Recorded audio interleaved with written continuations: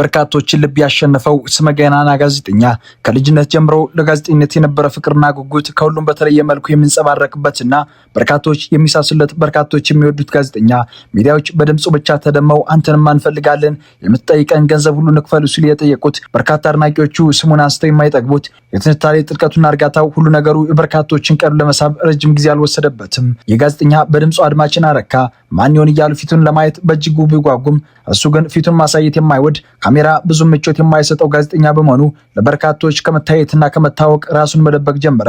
ትንታኔ ማን እንደሱ ሊሰራ ይችላል ስትል የፋናዋ ጋዜጠኛ ጸገነት ላቀ የተደመመችበት በርካታ አድናቂዎቹ ኳስን በሱ ምክንያት ወደድን ሲሉ የሚመሰክሩለት ወደ ዩኒቨርሲቲ ሲገባ ፍቅሩ አይሎበት ኤሌክትሪክ በመቀጣጠል ሬዲዮ በማድመጥ በወቅቱ አብረውት ይማሩ የነበሩ ጋዜጠኞች የተደመሙበት ታላቅና ዝነኛ ሰው ነው። ይህ ሰው ሁሉም የሚወደው በፋና ቤት እያለ ካለቆች እስከታች ያሉ ጋዜጠኞች የሚሳሱለት ሁሉንም ያሟላ ጋዜጠኛ ሲል የፋና ላምሮቱ የመድረክ አጋፋሪ ጋዜጠኛ ዳና ረጋ መስክሩለታል። አሁንም ድረስ የትኛው ሚዲያ እንደሱ አላየውም። ሙያውን አክባሪ፣ ለስራው የሚበረታ አንባቢ ነው ሲል ይገልጸዋል። ስለ ስፖርት፣ ስለ ፊልም፣ ስለ መጽሐፍና ስለ ፖለቲካ ብታወረው ሁሉንም እስከ ጥግ ድረስ ይነግራል በማለት ይገልጸዋል። አንደበተ ርቱዕ፣ ንግግሩ የሚጣፍጥ እያደረ የተወደደ የረጀ እንቁ ጋዜጠኛ ነው የስፖርት ሲል ያሞካሸዋል። ስለ ጽሜና ጸጉሬ ማሰብ አልፈልግም ወደ ምንኩስና የምገባ ይመስለኝ ነበር እያለ በተለያዩ ጊዜያት ሲያወራ ይደመጣል። ወደ ቴሌቪዥን መስኮት መታየትን የማይወድ ብዙዎቹ በድምጽ ብቻ አድናቆትን የቸሩት ብርቱ ጋዜጠኛ ነው። በድምጽ አድማጭ መያዝ የሚችል እነዚያ የሚጣፍጡ ለዛ ያላቸው የስፖርት ትንታኔዎችን መስማት ከየትኛውም ጊዜ በበለጠ ልብን ያሞቃል። በርካታ ወዳጆችና አድናቂዎችን እንደሚመሰክሩለት እርጋታና መልካምነት እሱ ጋር ጎልቶ ይውለበለባል። ከደጃፍ ፖድካስት ጋር በነበረው ድንቅ ቆይታ ወደ ቴሌቪዥን መምጣት ለምን እንዳልፈለገ ይናገራል። ጥሩ የሆነ ተመልካች መሳብ የሚችል ፕሮግራም መኖር አለበት ሲል ይጀምራል። ከዚያም መመሰጥን የሚጠይቅ ተመልካችን መያዝ የሚችለው ሰው ካሜራ ብዙ ምቾት አይሰጠኝም፣ ይልቁንም እየተደመጠ ብቻ መኖርን የሚፈልግ ሰው መሆኑን በነበረው ቃለ መጠይቅ ላይ በሰፊው ያብራራል። ይህ ብዙዎቹ የወደዱት አድናቆትን የቸሩት ጋዜጠኛ የራዲዮ ስፖርትን በጥልቀት እየተነተነ ዛሬም ድረስ ያልደበዘዘ ድምፁ የበርካቶችን ልብ ለመሳብ የበቃ ታላቅ ጋዜጠኛ ነው።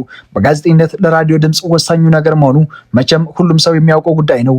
ጋዜጠኛ ራዲዮ እያደመጠች ያደገች ነፍስ ዛሬ ላይ የበርካቶችን ልብ ለመግዛት በቃች። ይህ ሰው ከአባት ጋር ሆኖ ሬዲዮ እያደመጠ ነበር ያደገው። የስፖርት ጋዜጠኛ ከሆኑ እንደሱ ነው ያስባለ ትውልድና እድገቱ ከአሰላ ወጣ ብላ በምትገኘው ትንሿ ቀረሳ ከተማ ነበር። ቆይታው በትንሿ ቀረሳ እስከ 4ኛ ክፍል ብቻ ነበር ለመሆን የበቃው። ከዚያም ለትምህርት በነበረው ፍቅር ወደ አሰላ ቀና። የቀሩትን አንደኛና ሁለተኛ ደረጃ ትምህርቱን በአሰላ አጠናቀቀ።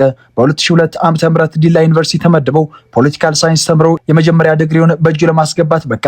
2005 ዓ.ም ላይ ፋና ገብቶ እጁን አሟሸ።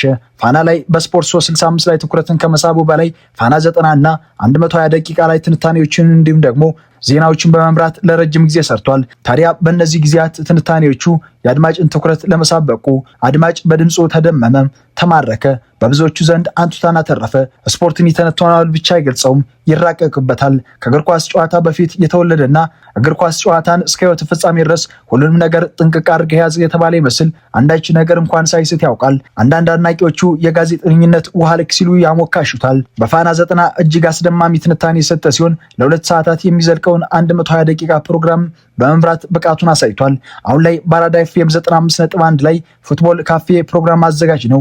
ተወዳጁ የስፖርት ጋዜጠኛ አላዛር አሰግደው። የዝግጅታችን ተከታታዮች ለዛሬ ያዘጋጀንላችሁ መሰናዶ በዚህ ቋጨን።